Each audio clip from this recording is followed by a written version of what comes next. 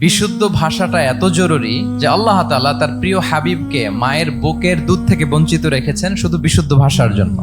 একজন মানুষ সর্বপ্রথম কোন জিনিসের প্রেমে পড়ে জানেন? কথার প্রেমে পড়ে। কথার ধরন, কণ্ঠস্বর, তার অ্যাটিটিউড, তার শব্দের জাদু, এটা মানুষের হৃদয়কে জয় করে ফেলে। তো রাসূল সাল্লাল্লাহু আলাইহি ইসলামের এই এলোকোয়েন্স ছিল। তিনি বলতেন আল্লাহ তাআলা আমাকে সর্বমর্ম বাচন ভঙ্গির অধিকারী করেছেন। মানে উনি যেটা বলতেন এটা ছিল very precise in wording but comprehensive in meaning. এটার যে দোতনা, এটার যে appeal to the heart of the people, to the heart of the listener, এটা অসাধারণ। মানুষের হৃদয়কে জয় করে ফেলতো। আল্লাহু আকবার। তিনি এমন ভাবে কথা বলতেন, কথার মাঝখানে পজ দিতেন, মানে একটু থামতেন যাতে করে শ্রোতারা বুঝতে পারে। এত চমৎকার করে ওনার প্রেজেন্টেশন ছিল, বক্তব্য মালাগুলো ছিল, ফলে যারা শুনতেছে ইজিলি মুখস্থ করে ফেলতে পারত। রাসূল সাল্লাল্লাহু আলাইহি ইসলামের সবচাইতে বড় ভাষণটি ছিল বিদায় হজের ভাষণ, খুব সম্ভবত। ওই ভাষণের টেক্সট গুলোকে যদি একসাথে করা হয়, আমার মনে হয় 10 মিনিটের বেশি লাগবে না ওই টেক্সট গুলো পড়তে। তার মানে সবচাইতে বড় যে ভাষণ ওনার, ওটা কত ছিল? 10 থেকে 12 মিনিটের ভাষণ ছিল। আমরা তো ঘন্টার পর ঘন্টা বক্তব্য করি, তারপরেও তো আমরা মানুষের মনকে খুশি করতে পারি না। উনি সেই যে 1400 বছর আগে